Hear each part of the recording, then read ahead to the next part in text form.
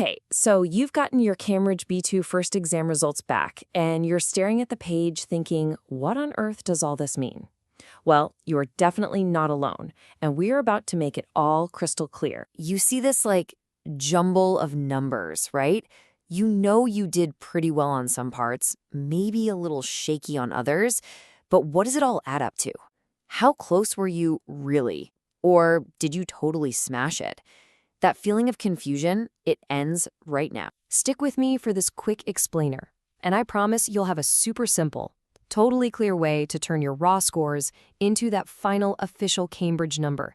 You'll know exactly where you stand. Okay, first things first.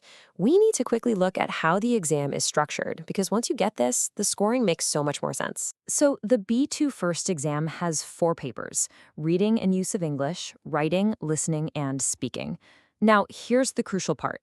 They are all weighted exactly the same. Each one is a full 25% of your final grade. And that's great news. It means if you have an amazing day on the listening paper, it can totally help pull up a score you're less happy with on another part. Right. Let's get down to business. The part you've been waiting for, how to actually calculate your score. We're going to go through it step by step, and you'll see it's probably way easier than you think. It's really just a 3-step dance. First, we find your percentage for each of the 4 parts. Super easy. Second, we do a little conversion to get that percentage onto the official Cambridge scale. And third, we just average those 4 new numbers to get your final overall score. Ready? Let's do it. And here it is. This little formula is the key that unlocks everything. Seriously. For any paper, just take the percentage you got, multiply it by 0.5, and then add 140. That simple bit of math will give you a spot-on estimate of your official score for that section. So you might be wondering, okay, but why 140? Why not start at 0? Well, that's what's so smart about the Cambridge scale. That 140 represents a solid B1 level of English. So you're not starting from scratch. Your score is showing how much you're building on top of that B1 foundation. And this chart here, this basically lays it all out for you. If you score between 160 and 169, that's a solid B2 pass. Get over 80% and you're getting a really good result. And here's a fantastic little bonus. If you can push past 90%, you don't just get a B2. Cambridge actually awards you a C1 certificate. How cool is that? Okay, theory is one thing, but let's actually see this in action, right? We're going to take a pretend student's results and run the numbers together so you can see exactly how this works in the real world. First up, reading and use of English. Our student got 28 questions right out of 52. Pop that into a calculator, and that comes out to about 53.8%. So what does that become on the Cambridge scale? We run it through our formula, and boom, 167 points. That's a great start and a clear pass for this section. 1 down, 3 to go. Next, the writing paper.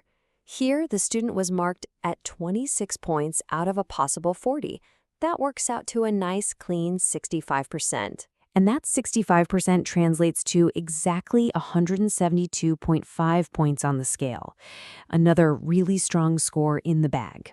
We're halfway there. Now for listening, and wow, our student really crushed this one.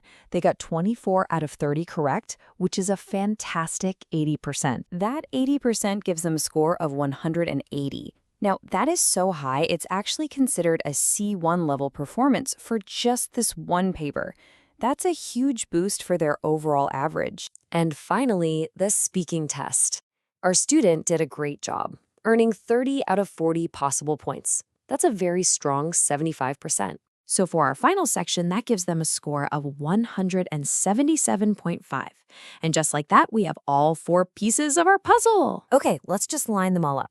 We have 167 for reading, 172.5 for writing, that awesome 180 for listening, and 177.5 for speaking.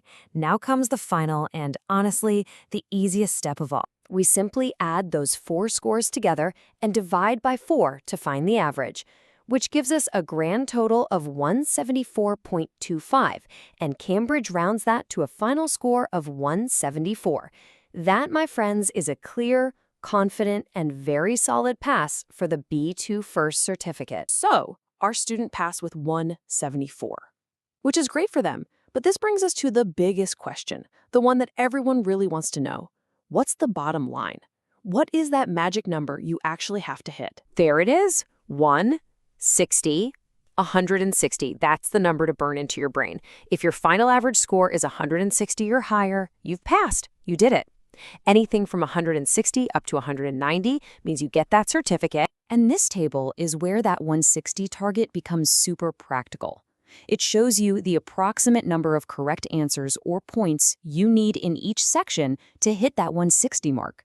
So suddenly, you've got a clear, concrete goal for every single paper you sit down to take. So, let's wrap it all up. Here's your simple 4-step check.